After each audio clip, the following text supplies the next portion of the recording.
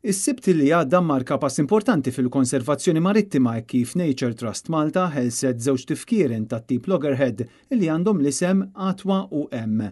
Dan seħħ fil-Bajja tal-Ġnejna.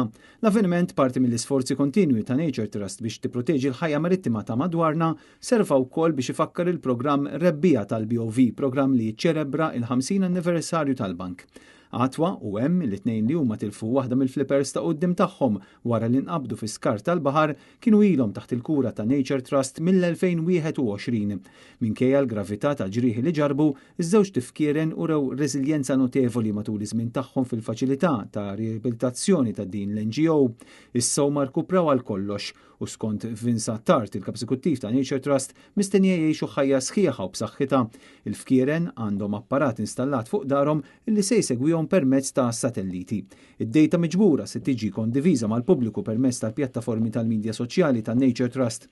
Dan se jagħti opportunità biex kulħadd isegwi il-progress ta' Atwa u M fil-waqt li titqajjem kuxjenza dwar it-teddid li qed jiffaċċjaw il-ħlejjaq marittimi.